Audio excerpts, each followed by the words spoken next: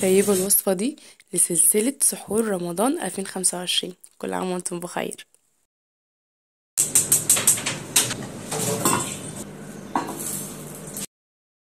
في طاسة هننزل بمعلقتين كبار من السمنة او مكعبين من الزبدة.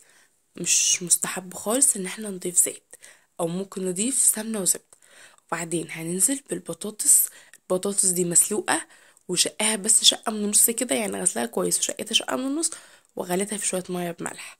ممكن تستخدمي حجم ازار، تبقى لذيذة عن كده كمان.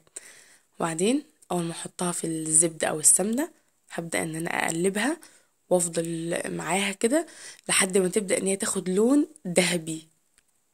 واول ما تبدأ تاخد لون ذهبي وتتلون كده، هنزل عليها بمعلقة كبيرة من الثوم المهروس، ونميكس كده ونقلب. واول ما نلاقي ان الثوم ريحته بدأت تظهر، ونخلي بالنا بس عشان ما يمررش ويتحرق، اول ما ريحته تبدأ تظهر هحط بقى معلقة كبيرة من الكمون، وعليها معلقة كبيرة من الكزبرة الناشفة. بس دي التوابل اللي هحطها. وما ننساش هنقلب بس الاول عشان الكمون طبعا ما يتحرقش مننا هو الثوم ويمرر وايدينا فيها. وبعدين هنبدأ بقى ان احنا نضيف الملح. ما ننساش الملح.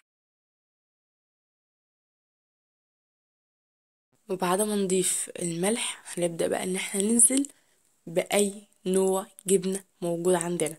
حتى لو جبنة فيتا مش بتقول لأ، تحط الجبنة الفيتا كده في النص. انا حطيت جبنة اللي هي الشيدر، ممكن تحطي موتزاريلا، ممكن تحطي جبنة فيتا.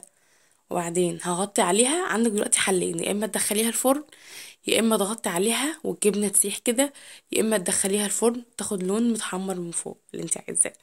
هبدأ بقى انزل بكزبرة او بصل اخضر الموجود عندك واللي انت بتحبيه، هي من الاتنين. او ممكن تعملي ميكس بين الاتنين بيطلع جامد برضو، مجرباه قبل كده بالميكس ده.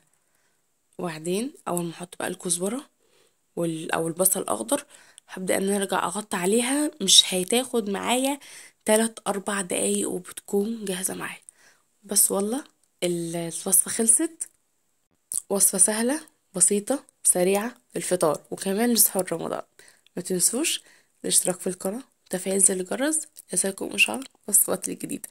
اتمنى الوصفه تعجبكم، واتمنى تبعتوا لي تطبيقاتكم على جروبنا على الفيسبوك.